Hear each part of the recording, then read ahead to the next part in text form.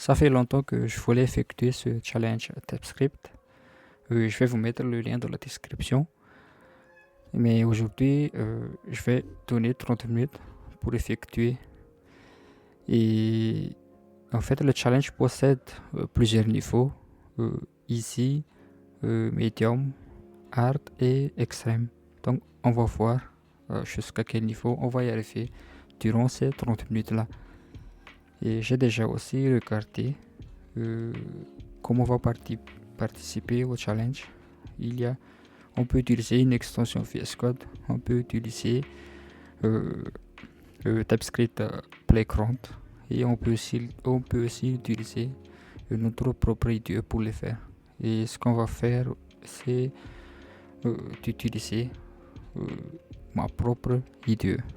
Donc, on va voir comment on va l'installer. D'abord, il faut le cloner dans notre projet.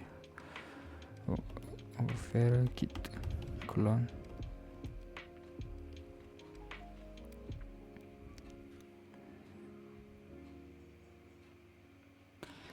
C'est fait, on va y aller dans le dossier type challenge et ensuite on va faire pm install.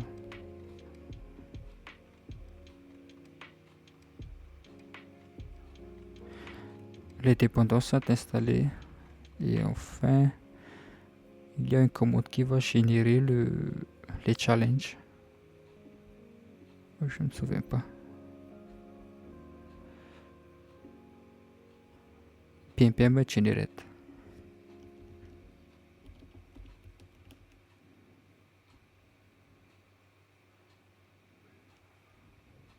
Ok. Là, il dit que les challenges sont générés dans le dossier Playground. Donc, on va ouvrir mon éditeur. Et les challenges se trouvent dans le dossier Playground. Et voilà, avec les différents niveaux. Et le premier challenge on va commencer d'abord par le easy et on va monter de plus de niveaux. Donc on va commencer par le easy. Le premier dans la liste c'est Easy Pick.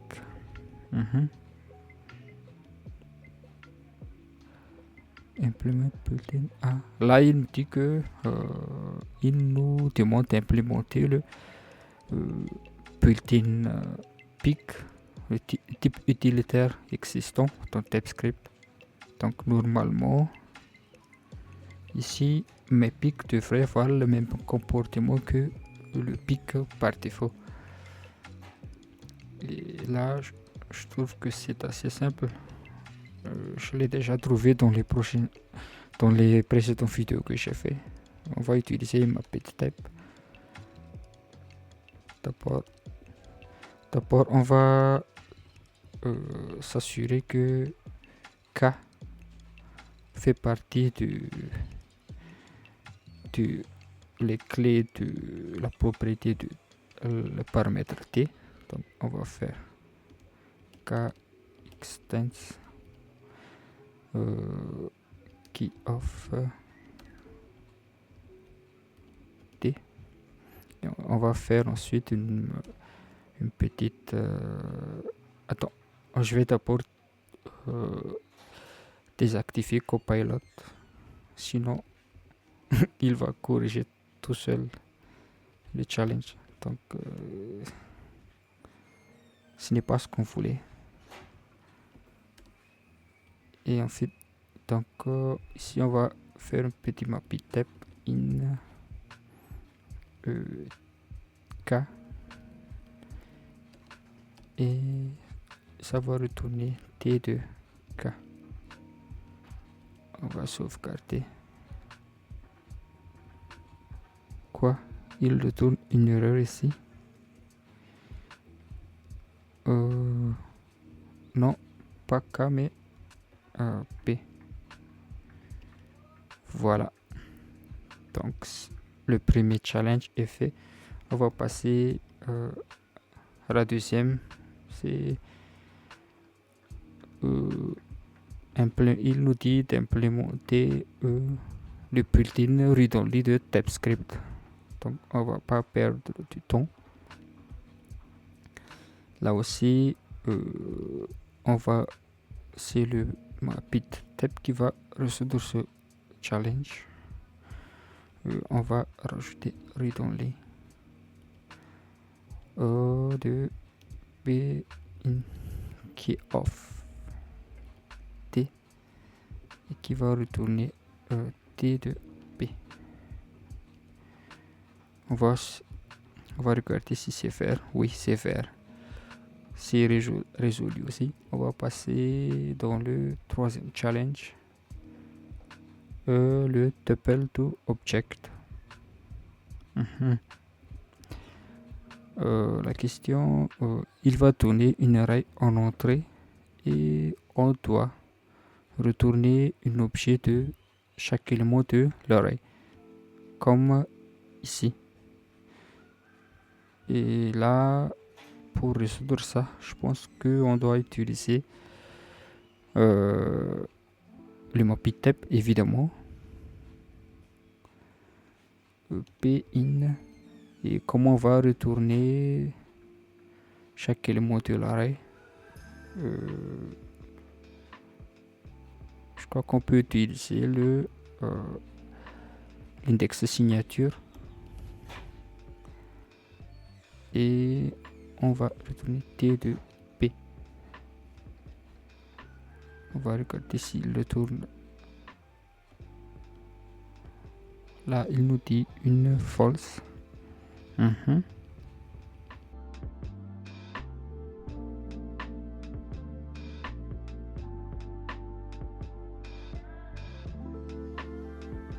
Oui, il nous retourne très bien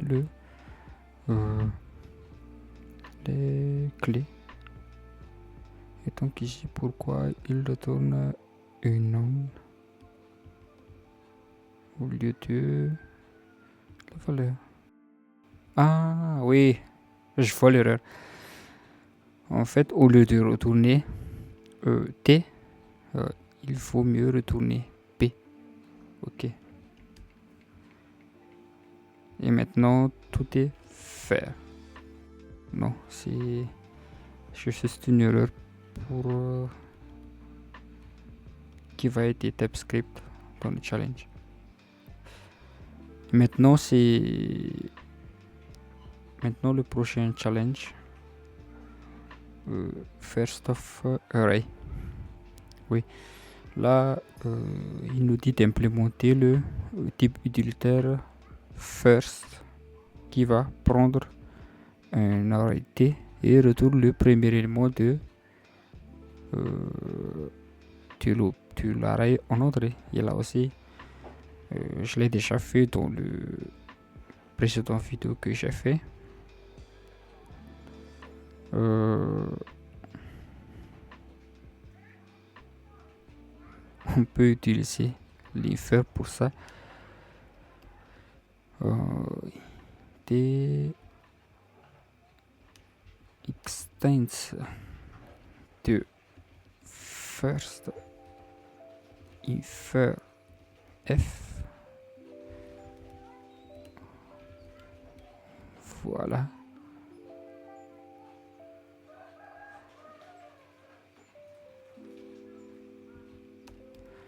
Si c'est vrai, on va retourner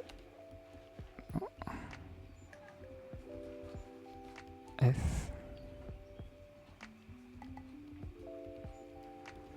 Sinon, on va retourner never.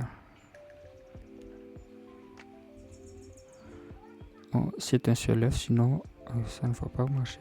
Voilà, c'est fait. Maintenant, le prochain challenge. Il nous dit de pour un tuple donné, on a besoin de créer un generic length qui prend la longueur du tuple. Par exemple, là, il y a un type Tesla et avec chaque élément. Ici, on va faire ici Et si on va faire length Tesla, ça va retourner la longueur du tuple. Ok.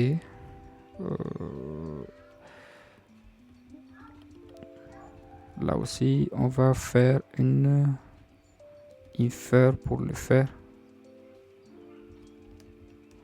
Extension de length infer L. Si c'est vrai, on va retourner L, sinon on va retourner never. Ok.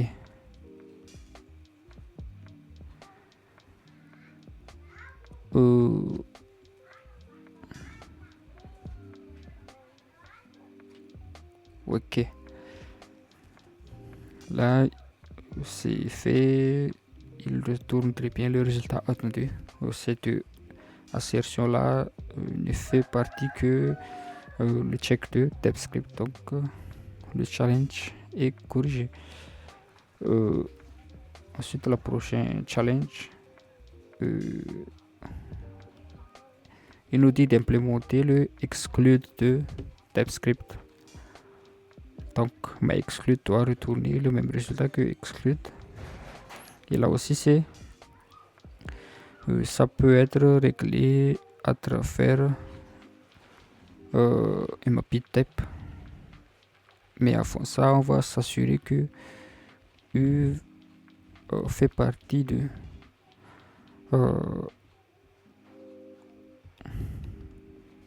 la clé de T. Et après ça, le mapping type P in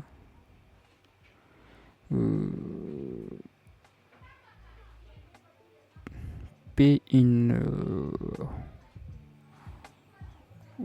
U. Et on va exclure les données en faisant avec le keyword as. On va tester si T extends U, si il va non, pas T mais P.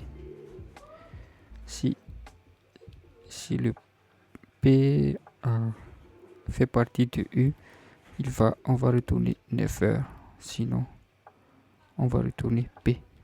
Et dans le résultat, on va retourner D de P.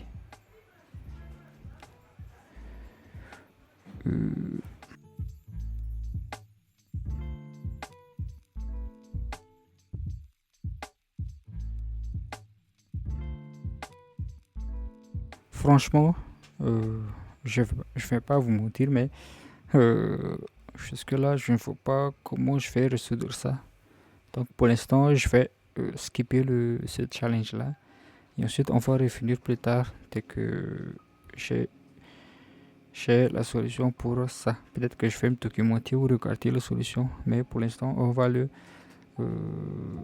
sauter. Donc on va directement passer à le prochain challenge qui est le Easy Edit.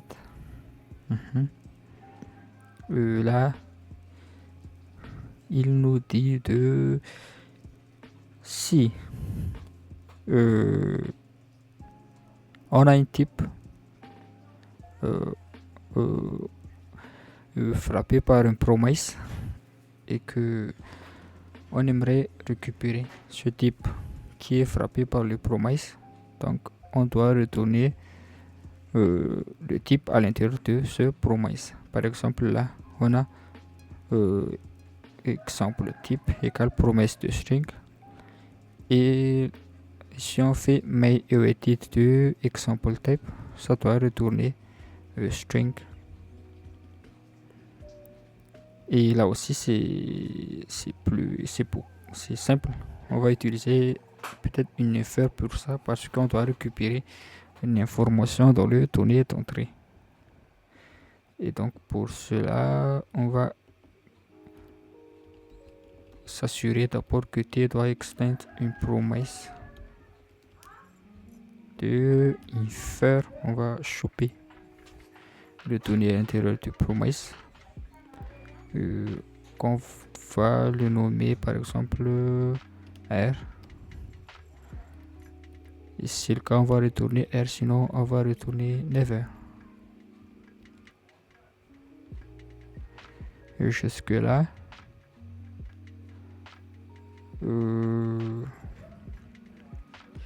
certaines conditions ne sont pas satisfaites de ce qu'on a fait. Une que type false does not constrain to true. Ok. On va essayer d'abord l'afficher ici pour le débugger. Pour voir de quoi il retourne.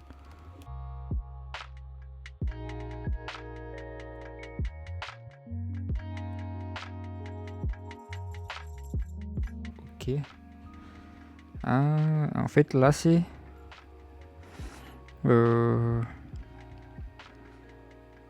c'est une promesse imbriquée. Oui, d'accord. Donc ici, on va faire un petit récursion. Je crois que ça doit marcher. Merde.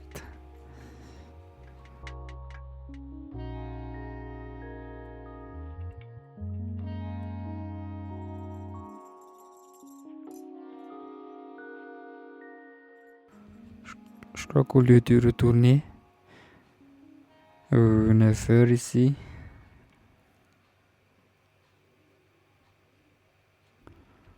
on va retourner T.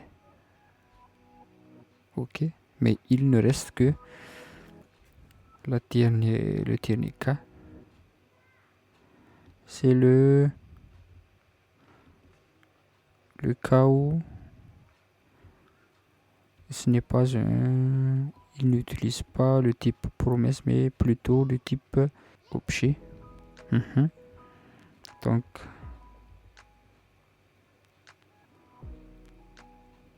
au lieu de, on va récupérer ça. Et au lieu d'utiliser promesse, on va utiliser plutôt. C'est parti. Et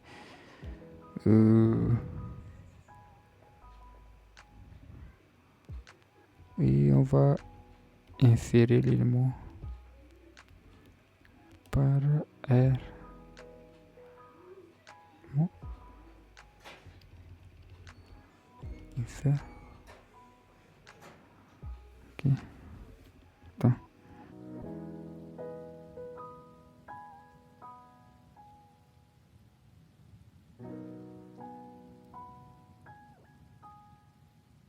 Je crois que je vois la solution.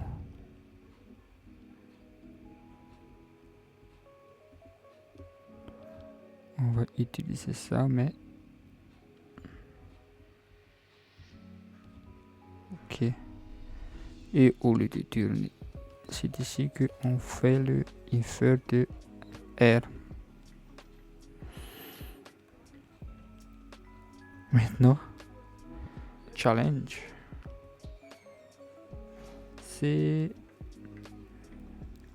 il nous dit d'implémenter un type utilitaire if qui va prendre 3 génériques C, D, F, et il accepte une condition sur C et un true value sur D et un false value sur F.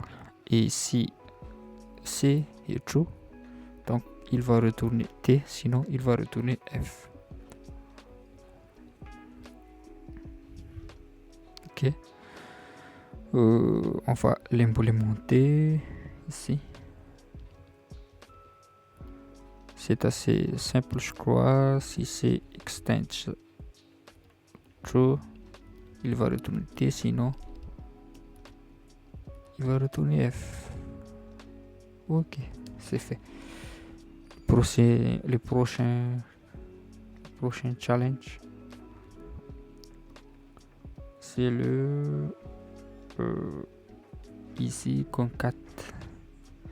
Là, il nous dit d'implémenter une array concat de JavaScript, une fonction utilitaire qui prend deux arguments en entrée et retourner qu'une seule array au retour. Là aussi, on va d'abord s'assurer que extends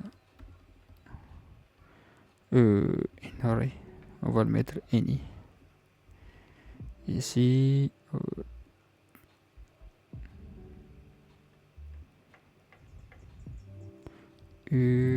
extends de any. Et là, on va faire la concaténation T et U.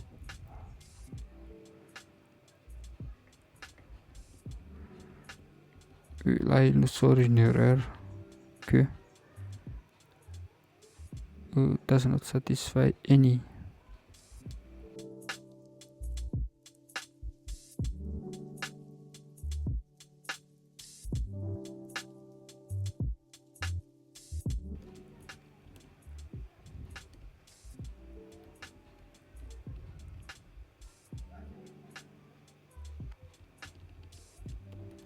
Est-ce que c'est juste on a besoin de read-only? En fait, ce que j'ai oublié, c'est le extends any résout certains problèmes. Mais comme le tuple ici, c'est un objet read-only. Donc normalement aussi, ce que je dois accepter les read-only comme entrée. Mais si je vais juste mettre comme ça, son read-only, il ne va pas accepter cette tuple read-only en entrée. Donc ce que j'ai oublié, c'est le read-only. Voilà. Le prochain challenge, c'est l'include. Mais là, j'ai déjà passé 45 minutes. Et ce qu'on a réussi à faire, c'est on a pu terminer 1, 2, 3, 4, 5, 6, 7 challenges. Et donc, probablement, on va continuer ça dans un prochain épisode.